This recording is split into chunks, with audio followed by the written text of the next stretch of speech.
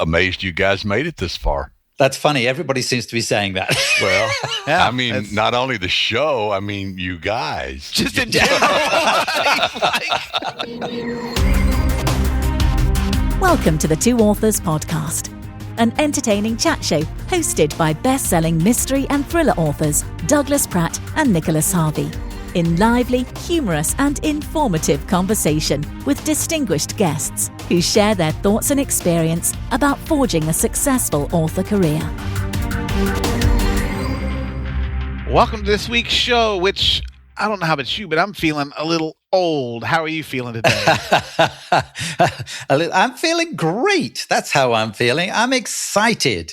This is our 100th episode. I can't even believe, like, when we first started talking about this, it was like just a little idea that we're like, hey, let's just have a way to talk and hang out together. But man, Think about how much has happened. I mean, we're in our fourth year. Fourth season, so we've been doing yeah. this for over 3 years. Think of all the books we've written over that period of time and all the things that have happened. Crazy.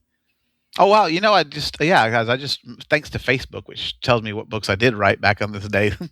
I was just looking at it. I was like, man, that's been like 10 books ago now. It's really it's amazing what we've done. So it's amazing the people we've talked to. That's one of the things I've really been blown away by, like some of the people that have even the ones that have what I messaged you this morning. Some of the people that tell us no, and I'm always like, they said no, but hey, it's, I had Frida McFadden tell me, no, I can't do it. But I'm like, hey, Frida McFadden emailed me back.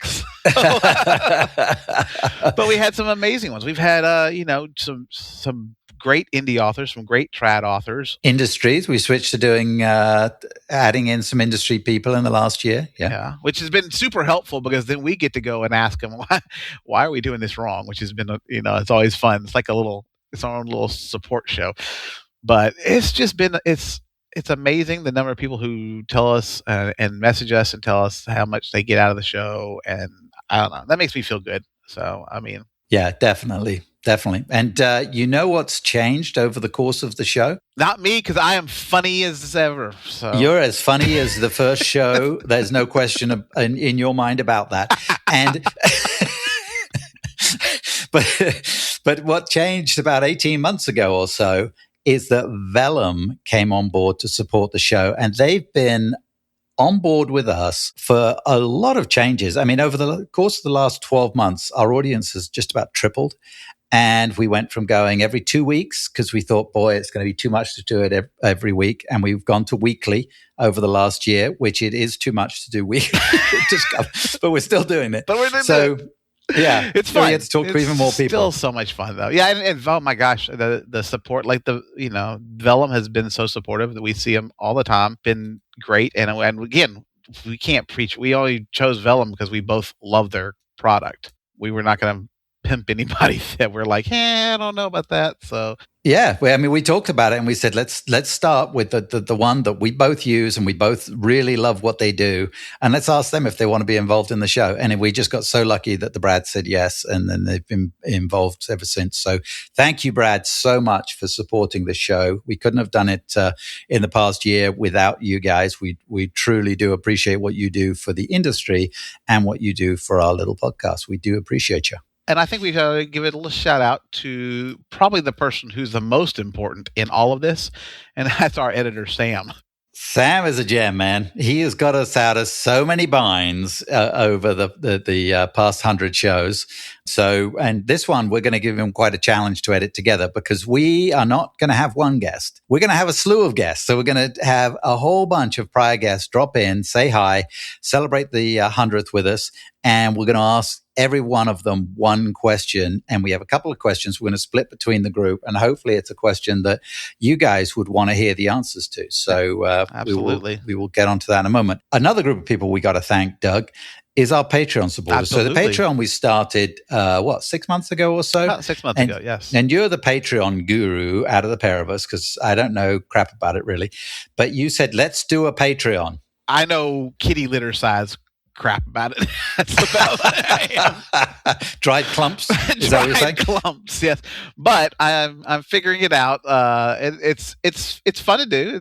It can be a challenge sometimes because Patreon doesn't always sync up like it's supposed to with podcasts, even though it says it does. But it's still fun. You guys that support us over there, you guys are getting some really cool nuggets and some bonus questions. If you guys haven't popped in on our Patreon, you can join Patreon for free, and you can hang around in the parking lot of our thing. But look at all the people having fun inside. It's really just, if you guys find any value out of this, like it's $3 a month, and that just kind of helps us keep the show going. And we hope to do another 100 more. We have a lot of fun doing this. Probably me more than Nick. He does all the hard, heavy lifting on this one. So make sure you guys come check us out on patreon.com/the Two Authors podcast. We have lots of extras in that tier. So awesome. This is going to be a good one. And before we get into our slew of wonderful guests that are coming in here, there's something I got to say.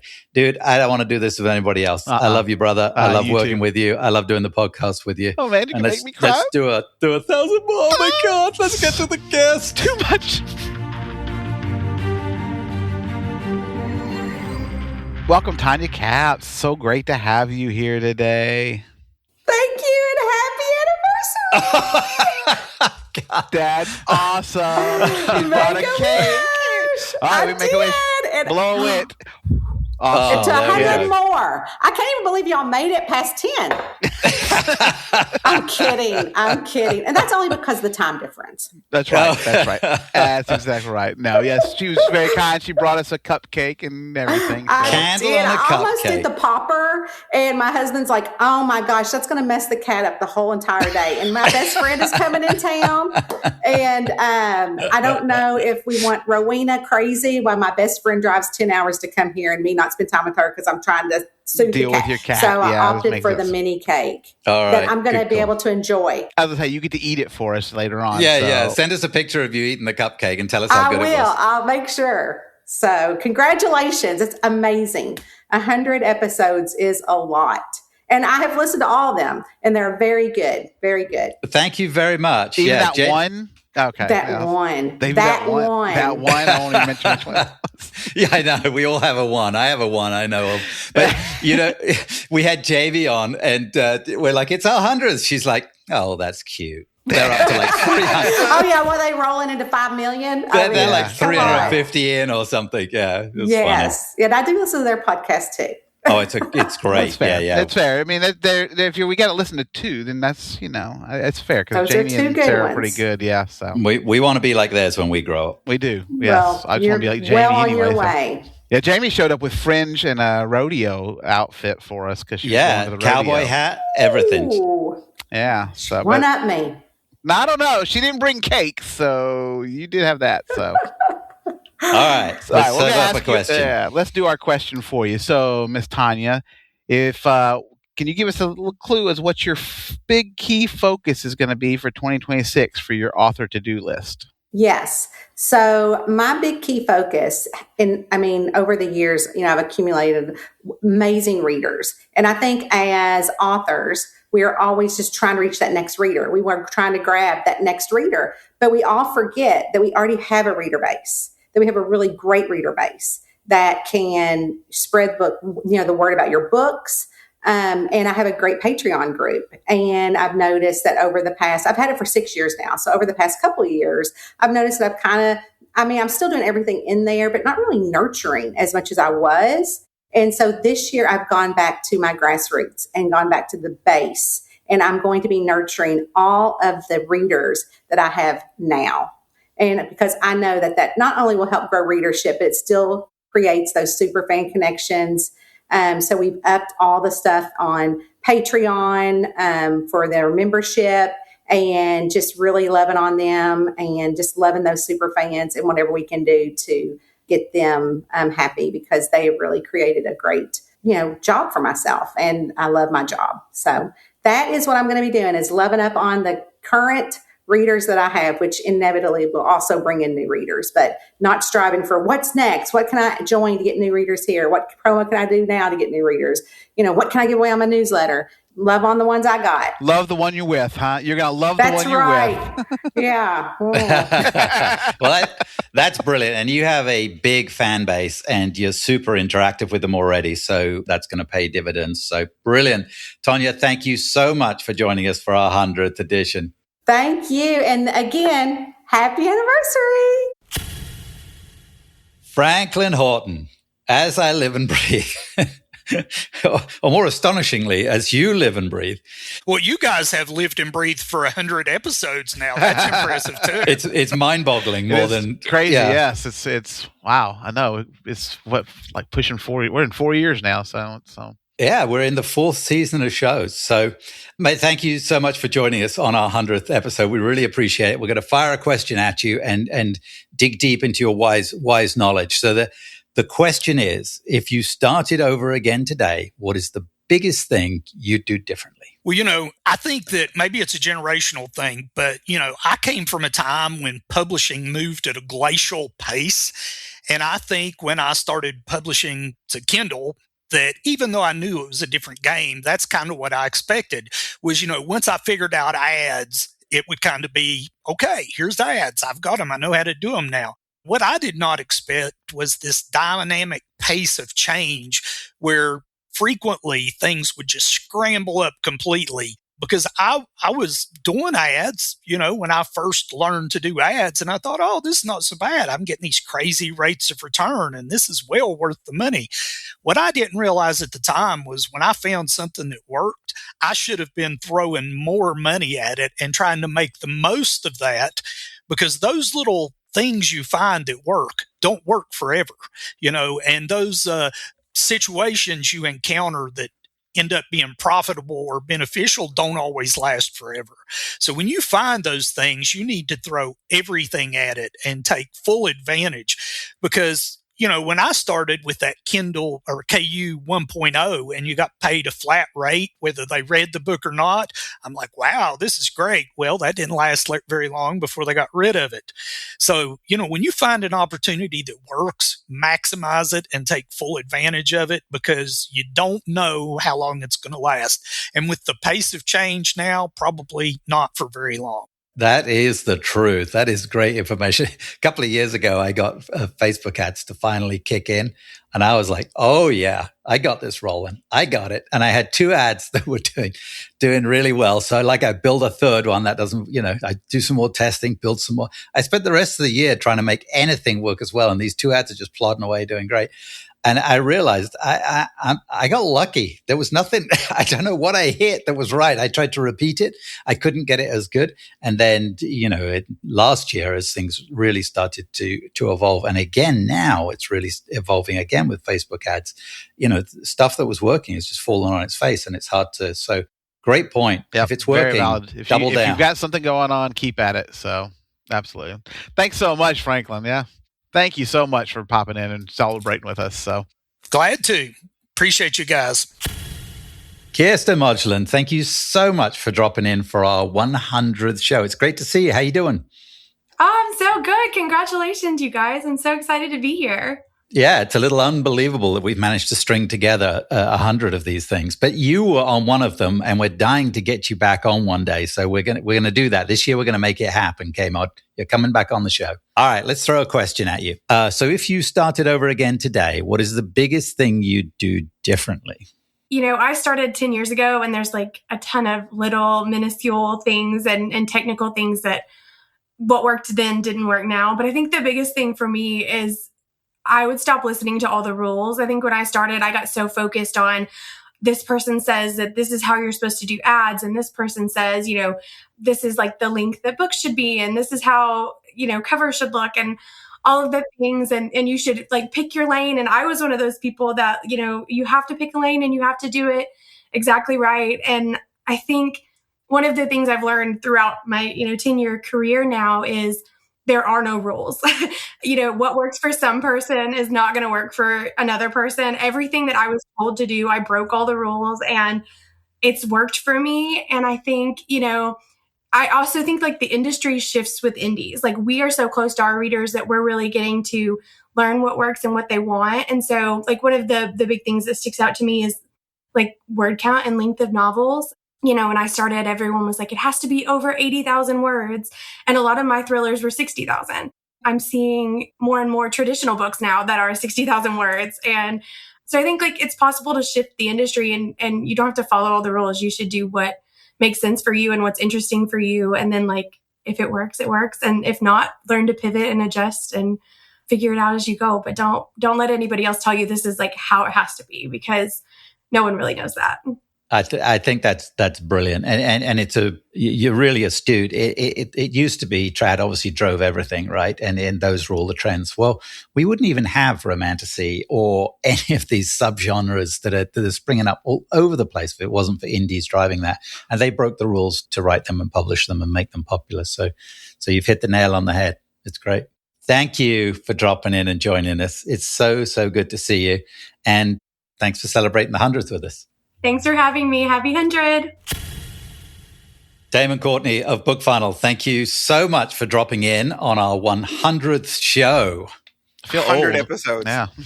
Yeah, you guys are looking way older than when you started. Or maybe you just have always looked I this used to old. have hair. No. That's right. When I started, I had hair. All right, let's fire a question at you. So if you started over again today because you authored books and then you started this business and then didn't have time to author any more books. So if you started over again today, what is the biggest thing you'd do differently? So I think the biggest mistake that I made was and this, like, you'll hear this about fantasy writers especially, but like, I got so excited about writing the books that I never really considered how I was going to get people to buy them. And so the number one tip that I would give is, in self-publishing especially, although it's no less true now in traditional publishing, because they really don't put a lot of marketing muscle behind your books if you're a brand new author, unless you somehow make it onto an Oprah list or something. You really should think about your books and your series holistically. So and I don't mean that in the way of like, you should be writing your book so that it's going to sell more. I just mean that once you've written the book, the marketing should be a part of the process and not an afterthought. And if you go back in time to Damon Courtney of 2011, when I first put my first book out there, I never gave any thought at all to how I was going to get anyone to read this book. I just thought, I'll write the book. I'll write it and they'll come. Yes, no, the Field of Dreams, not happening. Yeah, no, that's not actually true. It's especially not true in 2026. So I think more than anything, it needs to be part of your process, which, you know, for a lot of people, they're already doing it. If you're listening to this podcast, you're learning more about the other parts of the self-publishing journey. People think that writing the book is the hard part, and then like somehow the rest is all just going to be smooth sailing. And it doesn't work that way. So I would say, obviously, work on your craft and write a great book. It's still, everything starts from a great book. But then really dive in, listen to the podcasts from the people in the industry who are out there and doing it, and learn from them. They're going to be the ones that are going to help you get that book out and hopefully get people to buy it so that you can have a sustainable author career rather than just being like a one and done kind of author. Thank you so much, Damon, for dropping in. Thank you. Deanna Roy, thank you so much for joining us on our special 100th show. How are you doing? I'm so excited. In fact, I feel like I should be singing Shania Twain, "Looks like we made it." I did not think you would. Did not think it. Here you are. Against all odds. You're not alone. In fact, if we'd bet on it at the beginning, we wouldn't have bet that we'd made 100 shows. Yeah, no. I think, we were like, I think if we do 5, we'd be doing pretty successful. But I know, especially the incredible guests we've had. And you're up on that list because the episode with you was an absolute delight. And we'll have to have you back on again down the road here to talk about your pickles. Everyone likes to talk about pickles. Everybody likes pickles. Your pickles, yeah. Give Doug some time to get his jokes in order before we do that. I've been gherkin on them all day. Here he goes. Here he goes. All right, let's get to the question real quick before he carries on. What is the biggest focus item on your 2026 author to-do list? The biggest, absolute, hugest one is future-proofing my pickle empire for AI, and also just like all the things that we're encountering with Amazon. I want to make sure I'm AI proof. I want to make sure I'm future proof so that I can play with pickles as long as possible. So what does future proofing look like for this, just for our listeners? For me, it's really focusing on human authenticity for everything, not just me putting my face on things, doing videos with me. Even when I do page flips, I make sure it's very clear a human is holding the book if I'm not ready to do something on camera. But also, like, I'm working with influencers now a lot more, using their faces with my books, and we're having a blast. I'm having so much fun with the book talk and Bookstagram people. And that's what I'm using for my advertising now. So you're always seeing people with my books. Also with my Patreon, I am not even doubling down. I'm probably like quintupling down on my Patreon this year. I have a huge plan for the next few months to really triple, if not quadruple, the number of people. I'm hoping it will work. But that's where I want to be present with them, and I want to be part of their lives. I have merch so that I'm in their homes. So they walk by a stuffed pickle, they think about me. So yeah, that's my big plan. That is brilliant. And obviously, listeners, you can't see this, but Deanna is pickled out, believe me. Behind her on her shelves is pickled books, pickled items, and her shirt is all pickled up. She is the merch queen. I love it. I have so much fun doing it, though. That's the best part. Oh, yeah, but I bet everybody sends you all sorts of pickle stuff. Every time I saw something the other day in the store, and I was like, oh, pickles. I do. When I do book signings, I walk away with so much stuff. Everyone wants to bring me something that they saw, yes, of some kind. I have a very important question, though, I've got to ask you before we get rid of you, though. So I noticed the other day that Cheetos has a new pickle flavor. Have you tried that? And is it as disgusting as I feel like it might be? So I don't know that I've tried the Cheetos ones. I will say Pringles Mingles, the dill flavored, is amazing and addictive, and I cannot quit eating those. But a lot of the pickle flavored snacks are disgusting. They really are. I just couldn't imagine puffy, like that cheese ball feeling with the dill pickle flavor. I was like, I don't know about that. So yeah, you're not selling it, that's for sure. Yeah, really, because yeah, it's hard. Deanna, thank you so much for joining us on our 100th show, and best of luck with everything you got going. Thanks so much. Welcome, Alex Sigmore, to our 100th show. Thanks for popping in with us. Oh, thank you so much for having me. Congratulations to you guys. I'm so excited to be back here, and I think you guys have done a fantastic job putting this together and to making it to 100. You know, I probably would have dropped out after about 5. Well, there were well, bets. Thank you. Yeah, there were bets that we weren't going to make it that long, or that Nicholas and I were going to fight each other and stuff. But no, so far not that. So we have our question for you today, which is, what is going to be your key focus in 2026 on your author to-do list? So I'm coming off of 2025 doing a lot of experimentation. 2026 for me is going to be a lot about reconsolidation. I was doing a lot of translations and a lot of audio in 2025. So this year is about going back to having more regular releases, releasing on a more consistent schedule, and also I call it kind of platform consolidation, but also working with some co-writers now, and we're going to be getting some more of those books out. So on the side, I'm doing a little bit more with AI to make my business run faster. So building out SOPs, setting up agentic agents that can take care of assistant-like things, and that way it streamlines the business, makes things run much more efficiently, and hopefully doesn't make me have to work as hard every day. Well, it sounds like you've got enough on where you're going to be working plenty hard. Yeah. That's one of my problems is I try to juggle way too much at once. So hopefully this will take a little bit off my back. But, I think it'll deliver a better experience to the reader. Well, you're killing it out there, man. I love your books, and you're doing super well. Every time I check on you, you're way up there in the charts. And so keep doing what you're doing. Well, thank you. It's all that manifesting. I'm just putting the energy out there. That's all it beautiful. Send some our way. Manifest away. So yeah, I'm manifesting another 100 episodes for you guys. Well, thank you. We appreciate it. And thanks for joining us for this one. Thank you guys so much. Becca Syme, welcome back to the show. It is so lovely to see you. How are you, my dear? She's such a glutton for punishment. Pop in here with us like that. I like you guys. This is fun. That's you're with our mothers, and our mothers are borderline. Doug immediately goes negative, which is hilarious because he's so high positivity, but he's immediately like, "You don't like us very much." And I'm Boom! She goes straight into the analysis right she's there, like right on to me, the like core. yes, that's like Yeah. in his face. Yeah, that's cool. Don't put me on the couch. Don't put me on the couch. No, it's always a good. I feel it's always good to self-deprecate. That way, people have lower expectations. I know I'm pretty awesome, so I don't want everybody to. I'm British, so we always start that way. Yeah, I agree. We come out of the gate that way. All right, here's a question for you, Becca. What is the biggest focus item on your 2026 to-do list? Rest is mine. Rest. Be off social media as much as possible and stop paying attention to what everybody says and does and rest. Because I just feel like I feel too busy and too overcommitted and I need more space and joy. So my 2026 to-do list is to do less and to be more present to the stuff that I do and to rest more.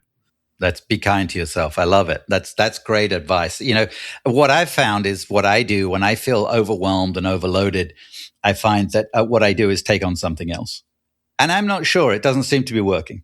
I've found that I do the same thing. It depends on what the something else is.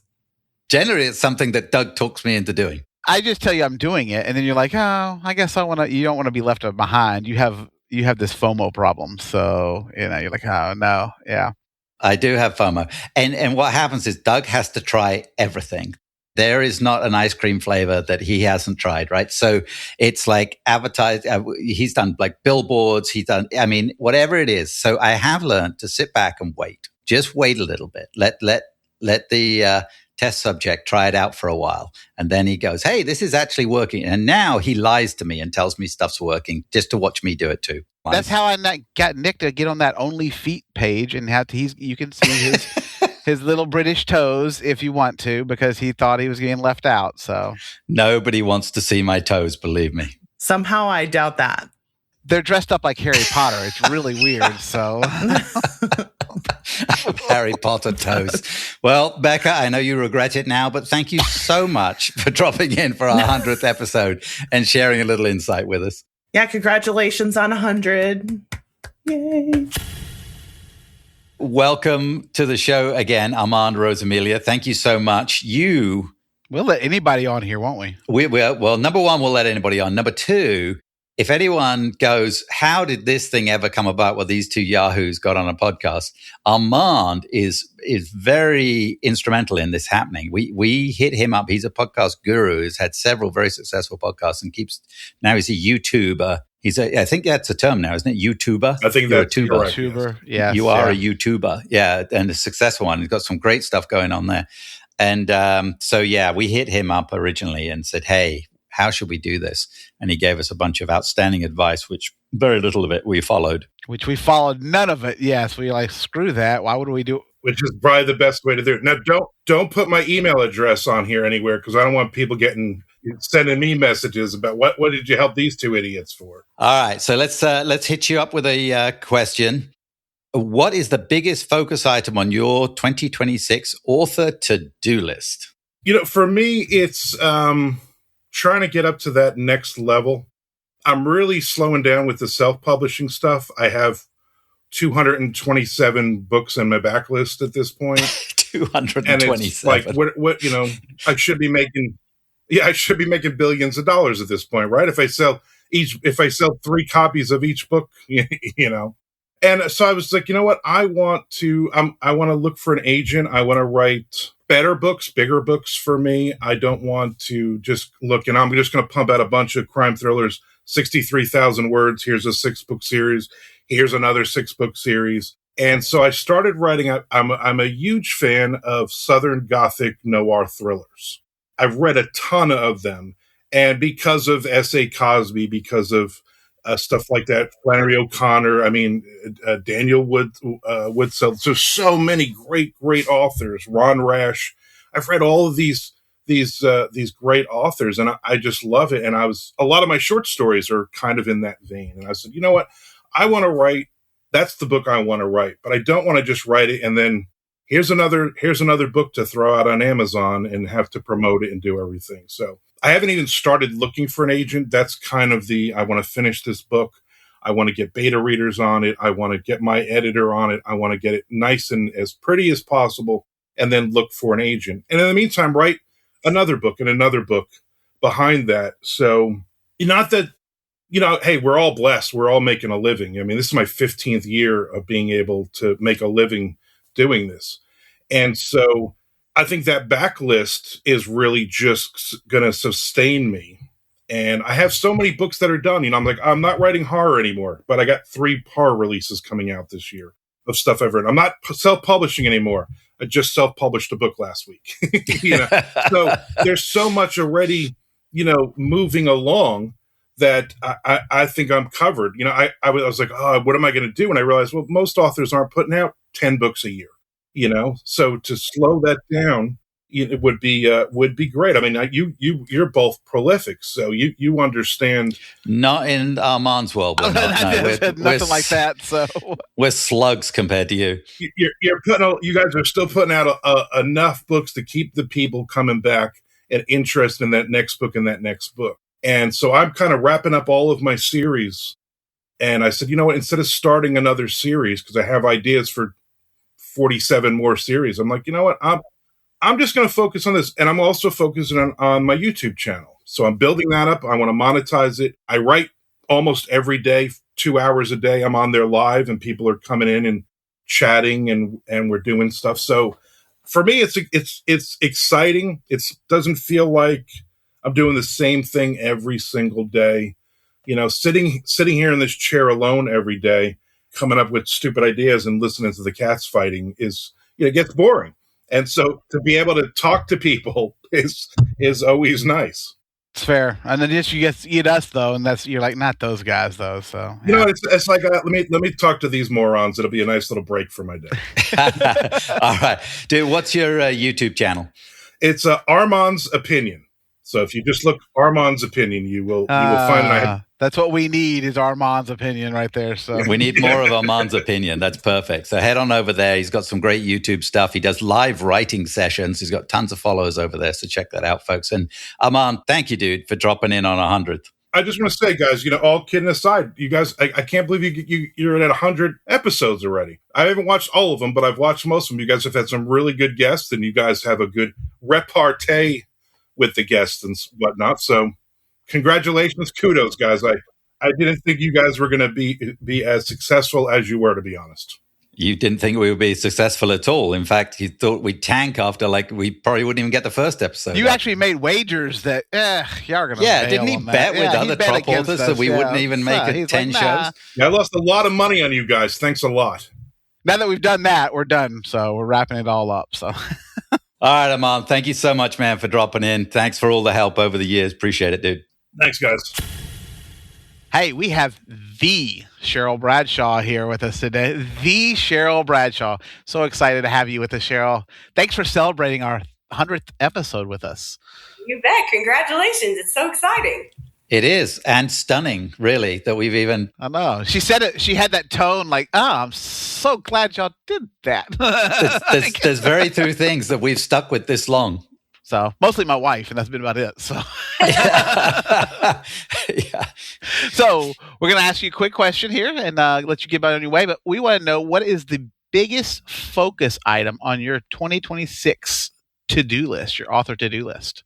My biggest item would be to publish more books than I'm currently publishing. I have 2 new series that I want to start that are similar to what I write, but one more in kind of like the witch horror, not cozy, more of like a vengeful witch kind of detective. And another series, an amateur sleuth that will be Southern California. She'll kind of be like a bohemian hippie type Miss Marple, but younger. And I'm very excited about that. And then other than that, I would say a few years ago, it was all the rage to get your store, to have your own store. My store did so well for the first couple of years. And then when Facebook started messing with a lot of the algorithms, which they're doing again right now, it just got really weird. And then the group of us that were all checking in with each other on how we were doing, were not getting those same sales anymore. So I pulled way back. And so my next thing actually on my list is to get that going more successfully again. And I'll be doing that in the next week, and then just trying to figure out how to work with that with the way Facebook has changed things. Reboot. Okay, cool. I have a sidebar question for you because Doug and I have both expanded into new series recently. So I have 3 series concurrently going and a co-write series. So how have you got it planned out to balance all the series, to keep going what you've already got going and then add? Because there's only so many books we can write a year. So how are you figuring it on balancing that?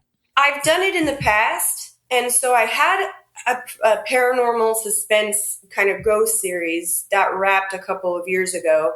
And what I would do is I wouldn't necessarily put that up on pre-order until it was almost closer to done. I would focus on the main book series that was on pre-order, and I would make sure, as long as I was far enough along on the timeline with that book, then I might go over to the other book and give that some time. So it's all a matter of like, how much am I keeping up with the main series that I'm still writing? And so it kind of, it's almost like more incentivizing to do it that way for me, because it's almost like a treat. It's like, okay, if you want to work on this other book series you're really excited about, you can, but you need to have this many words done this week on your main series first, then the rest of it can go for that. And that's kind of how I divide it out. That's pretty smart. I need to do that. I've got some series I want to play with this coming year that I want to like do some new stuff, but yeah, I feel like that. It's tricky, right? Because you start a new series and, in today's world, you kind of need to get a few books out there to get it kickstarted. Even when we come in with an established audience ourselves, you give them something new, and not everybody gravitates to that, and it's hard to communicate with everybody that's buying the series already. We have newsletters and social media, but that only gets to a certain percentage of them. So you kind of got to get them rolling. I went through those growth pains last year with my new Cat Cromwell series, and now the 4th book just came out about a month ago, and now it's rolling, and the ads are starting to work for it, and it's getting going. But you've got to get 3 or 4 books in to really get it rolling. Yeah, and I expect that. But one thing that I do to kind of get it rolling before I have 3 books, which I'm cleverly trying on this time, is that, so I'm writing my Georgiana Germain series, book 14 right now. The coroner in that series, who's very close friend of hers, is going to start. He mentioned his sister in the chapter I wrote yesterday. He just mentioned that she had a car accident, but she's going to be okay. So now we've got the name of this person. And then I've put in, Georgiana says, well, I can't believe I've never met her. Like, is she ever going to come visit? Oh yeah, she is going to come visit, but not in this book. So she's set up for this book. I have one more in that series, book 15, coming out toward the end of the year. And I will actually have her in that book, amateur sleuthing, helping Georgiana solve that murder. So she's introduced to the readers twice, but just really soft launch this book and then bringing her in for book 15. And then it'll be her first book after that. That's really smart. Very deliberate. Yeah. I did it when I did my 2nd series, I had a character in the first books that had been there for a few. And just when I decided I'm going to do another series, I kept going back to this character going, I should do something like this, more kind of down, but I really want to write about this character. So I wasn't as well organized or planned ahead like you're being. You're really sliding it in well. So I started the new series, but it sprung out of like the middle of another series kind of thing. It was almost awkward, and how it started. And it's worked out brilliantly, and it took over from the Verse series, in fact. But yeah, you're doing it way more deliberate, really smart. I feel like it's because in the past I didn't do that. And so now we're seasoned, aren't we? And so now we're like, okay, well, I know some of us are burned, so I don't know. I have a guard at this point. But I just feel like I've learned from my past mistakes, like, oh, I should have done this. Or in the very first book, it should be way more like bringing the murder should be way more something that, they care about. You learn these things as you go, I guess. Yeah, for Brilliant. sure. All right. Thank you so much for joining us, Cheryl. And best of luck with all these new projects. Yes, thank you. I'm in an ear. The Cheryl Bradshaw. Remember that, everybody. Bye, guys. We're welcoming our longtime friend Drew Strickland to the show. How you doing, Drew? Good. Thanks, guys. Yeah, thanks for coming in to celebrate our 100th episode with us. So this is kind of cool. Got a quick question for you. Kind of curious what your plans are for your 2026, output and your marketing and your just general 2026 plans. My 2026 plans are, honestly, I'm focusing a lot on growth and stability, I guess. Is that a combination I can do? I think it could be. I would you want to grow, but you want it to be you don't want it to be teetering on like a single leg. So yeah, last year kind of got away from me. We had a lot of things happening, personal and otherwise. I feel like I didn't get a whole lot of writing in, and this year I'm focusing on writing a lot more and starting a new series and looking at other outlets that I can reach readers with. Awesome. So, and any good ideas that you have coming on the forefront that you're working on? Oh, no, I don't have any. Oh, come on, man. Give us the secret sauce. I'm just telling you what I want this to is do. what I'd like to do. I'd like to write, yes, I'd like to get a movie deal too this year. That's kind of part of my focus. Yeah. Throw that in too. Yeah, movie deal. That's what I want. Deal. Yeah. No, but so what do you think is how are you looking to, or what are your initial thoughts on how you're going to focus your plans for this year then? I'm writing every single day. For a while, I used to be a batch writer where it'd have to be a lot of, before I quit my job, weekends and stuff like that. And then it still translated into every day. I felt like I had to get like 10,000 in one day or something like that. And then I'd take breaks between days when it was like, if I did 2,000 every day, it would have been a lot easier. But so I'm focusing on trying to spread it out instead of doing it all at once. And then, what was the other part of the question? That was really just it. How were you going to focus? Yeah, That's what I'm doing. What's the big thing on the hit Trying list? not to talk to people too much too. Like I'm trying to stay at home and stay away from people. Well, you got to stop messaging Doug all the time. That's what's slowing you up. It's so easy. It's so easy to be like, let's write together and be like, hey, did you see what this happened? That whatever people are talking about. Yeah. Here's a plus side of Drew messaging me is Drew wakes up after I do, as opposed to some people who Doug hasn't learned to mute his phone. So when I get up at 5 my time, these were on the same time zone now, so it's an hour better for him. But when I was on East Coast time, I get up about 5:30, and I'm like wide awake on coffee, thinking of things, and I'll message him. And sometimes he'd answer. I'm like, well, he didn't mute his phone again.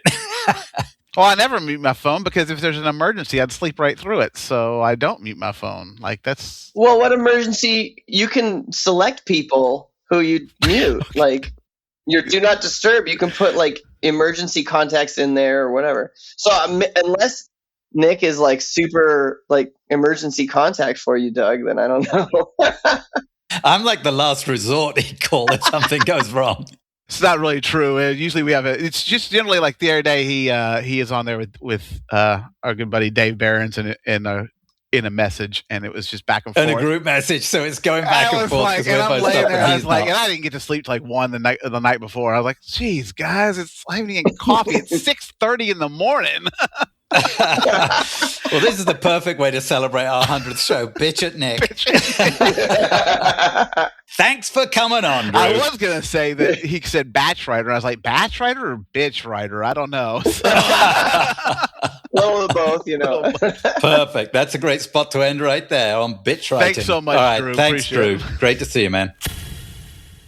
Jamie Albright, thank you so much for joining us for the 100th show. She's probably like, 100, that's it? That's nothing, Yeah. right? Yeah, she's like, Bless whatever. your little heart. Aren't y'all sweet? With your little show and all. That's classic, man. Wow. And I feel like our I'm talking listeners about Mom. our listeners can't see this, but Jamie is fully Texased out right now. She's got a hat, she's got a jacket with fringe. She's got fringe. Boots with the spurs. And tell us how No small spurs, time but we I do are. have my boots on, yeah. Perfect. She's heading to the rodeo. So All that's right. awesome. Well, thank you for joining us on our wee little show that one day when it grows up wants to be like your show. We have a question for you. So, what is the biggest focus item on your 2026 author to-do list? I am going to publish a book. Woohoo! I know. It's the first one in 4 years. And so Yeah, that's it. This is big for you. I know it's you've been through a lot, and this is a big thing, and it's not in your down the middle of your regular genre. Am I right in saying? yeah, it's women's fiction, book club fiction. Yeah. So the book is loosely based on the last few months of my sister's life. So loosely in places and not so loosely in other places. And it's very funny. It's very sad. it's a little of everything. It's a little romantic, but it's mostly just, it's the story of a family it's actually the story of a woman that comes home to her. She's lost everything, husband, job, everything, and is coming home to her hometown. When she gets there, she finds out, there's a medical incident, and the cancer that her sister had lived with for 10 years has taken a terrible turn. And it's the, last 4 months of her sister's life. It has to be incredibly difficult to write what you've written, but how therapeutic is it for you, do you think?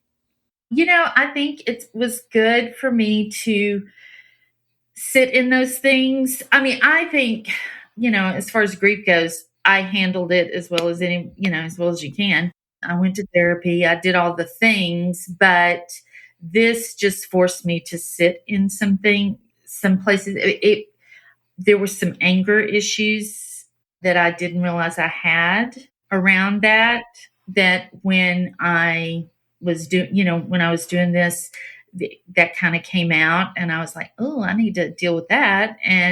But it's been good. The joke has been that I wrote this entire thing at Starbucks. Like for 6 weeks. The crazy lady sitting into the corner, laughing her ass off one minute and crying her eyes out the next. But I would just sit there and bawl, and they would just got to the point where they just walk by and slide a tissue on my table, make sure, it was terrible. But, I've just continued, because I'm superstitious, I just kept going back. And so almost a year later, I have written this whole book at Starbucks. So, yeah. And, but I do like writing at Starbucks too myself. Yeah. I was reading the epilogue to my husband, and we were both bawling by the time we were done. I was done, and he was like, I was like, isn't it good? And he said, yes, and terrible and horrible. And horrible. And I was like, I know. But yeah. So, but it is very much a Jamie Albright book. It just does not have sex on the page. It doesn't have sex at all. There's not even a kiss in the whole book. Yeah. So it's a little different, but it is romantic. There is a romantic element because in women's fiction there generally is. So I had that in there, but yeah. How cool. Well, congratulations. After a difficult 4-year hiatus, you got it. And it's going to come out later this year? It will come out in May. Congratulations, Jamie. And thank you so much for joining us and helping celebrate our wee little show on its 100th. Yeah, wee little show. Well, you guys just keep plugging along. We would try to be just like you, Miss Jamie. That's all we want to be like you and Sarah when we grow up. So thanks again for joining us. Doug Lyle, thank you so much for joining us on our 100th show. How you doing? Great. Amazed you guys made it this far. That's funny. Everybody seems to be saying that. Well, yeah, not only the show, you guys. Just in general. He's like, wow. Because I saw y'all eating lead. Believe me, when I was a kid and I was racing and stuff, it was when I made it to 20, everybody was like, wow, he actually might survive a life here. If he got this far, they saw the way we all drove on the street at the time. Yeah, I made it through learning to ride a bicycle, There was that, Yeah. All right, come on. We're going to ask you a question here because we're going to dip into your wealth of knowledge. So So, Doug, if you started over again today, what is the biggest thing you would do differently? Oh, get out of my own way. I mean, that's basically it. You know, That's fair. Yeah.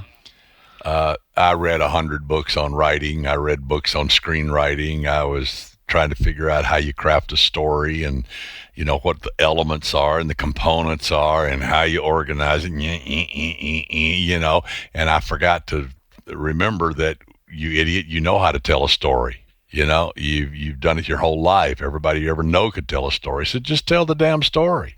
Get out of the way. That's what I wish I'd learned a long time ago. It's true. I think a lot of new authors or people who want to write books and are trying to learn everything they can, but are too scared to actually sit down and do it, or just too overwhelmed to think it's too much of a daunting task. But I think you're right. I think we all know stories. We as people grow up on stories all the way back to the, you know, sitting around the cave campground and stuff. So we know. Exactly. I always tell students that there's only two stories. Somebody comes, somebody goes, that's it. And every story's already been told, but it hadn't been told by you. So just tell it your way and get out of the way. I always tell a friend of mine that the last original thought happened on a Tuesday back in 1978. Everything from now on is just regurgitating it in a different way. It's been everything's new. And that person was drunk, stoned, and on the phone. So, I mean, you know. His name was Douglas Pratt. No. It's 1978. I was 4. So. Yeah? What's your point? I didn't know how to use a phone at that point. I might have been drunk and stoned, but come on. It's a responsibility. Brilliant. All right. Well, thank you for bringing your wisdom. It's a great one. We really appreciate you. We appreciate Outliers Writing University, which we're small, but essential part of. Yes. Yes. Essentially. Yes. I'm not even sure our very wives generous. think we're essential, but yeah, exactly. Yeah, we've never been described as essential in any form before. All right. Thanks, man. We appreciate you dropping in. Yeah. You guys take care. Welcome, RJ Patterson. Glad to have you come on and celebrate with us today. Yeah, thanks for having me, guys. I mean, you know, both of you are almost 100, so we're some of we're us here. are closer to 100 than very others. Fitting, I right? won't point fingers. Yeah, but don't feel this. It's not like you're way All right, closer. back it You're off, only like back a it block off. closer, Yeah. so that's about it. It really is. Well, It's like, yeah, the further up we it's- get, it's less of a it gets kinda percentage, small. right? You We'll go with that. Man. And my mom always said that. She I'm said when counting she hit backwards. 40, she decided to start counting backwards. So that seems so. I figured 50 was a good So- halfway mark to start counting backwards. RJ, we want to just ask you the same question we kind of ask it everybody. But if you were to start over today, again, your career, what would you do differently?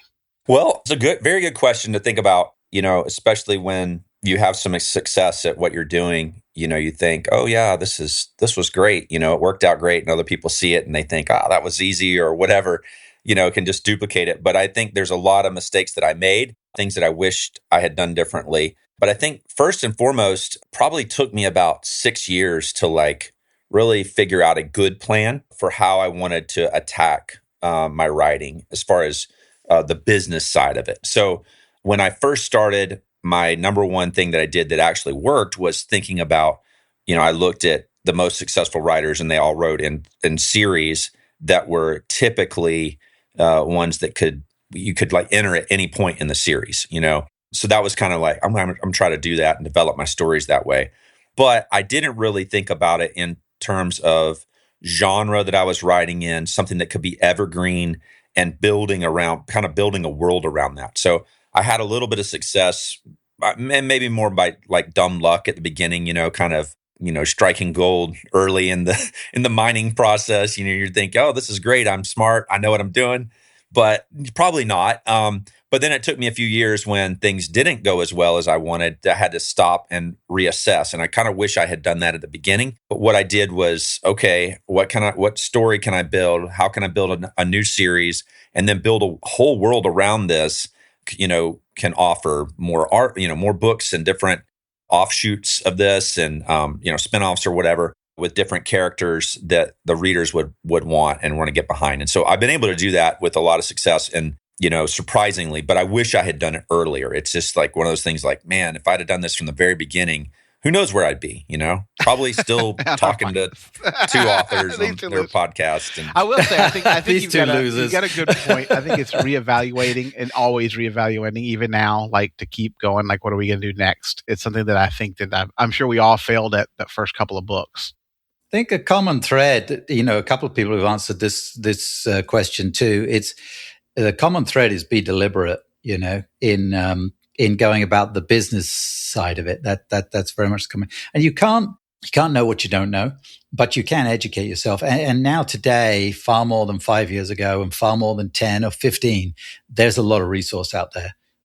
So just asking you guys this sort of question, that's a great resource for people starting out, and definitely being deliberate and choosing, making choices right at the beginning, like the things you're talking about, the way you're going to construct your stories and the series and how you're going to put that together. Doesn't mean you have to write something necessarily completely different. In fact, it doesn't mean that at all. It just means, mold it a little bit and know what the plan is. Okay, I'm going to write this book now because I'm excited about it. Well, what about the 4th and 5th book? What are you going to do? What's the 10th book going to look like? Where's it going to go? What's the arc that's going through everything?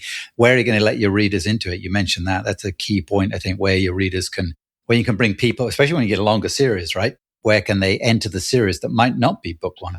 Intentionality should be the core focus right there. So. Well, we're going to intentionality the fuck out of here. And thank you, Jason, for joining us on our 100th episode. All right. Thank you, sir. Yes, no problem, guys. Good luck. That's it. Show 100, Doug. How cool was that? Man, yeah. That was pretty awesome. Lots of fun. We had some great guests over the last 4 years anyway, and last 99 wonderful guests. Or we could say 98, and we won't tell who the one bad one was. It's true.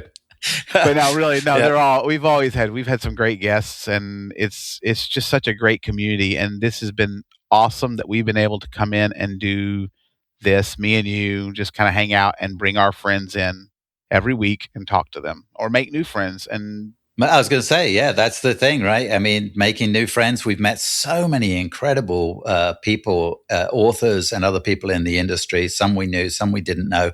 And it's been great we could look at it from a business networking point of view. It's been great. But bigger than that, it's from a friendship and support in the community point of view. It's just been absolutely a wonderful thing to do. Yeah, it's been wonderful, and I'm glad, like you said earlier, I'm glad it's been me and you doing this, and I look forward to another 100. I hope we pass Jamie and Sarah and just blow past them, but no, I mean, we're going to have to do 2 a week to catch them up because they keep doing one a week. I do not have that energy in me. So. No, I don't. We'd have to get Jamie to co-host to get that kind of energy to do one a week. So, all right, this has been fantastic. Big thank you to Sam, our producer. Absolutely. He does a marvelous job of making this thing look presentable week in, week out. Thank you. Huge thank to the Brads at Vellum for their support and everything they've done for the show since joining on board. We love Vellum. We love you guys, Brads. Thank you.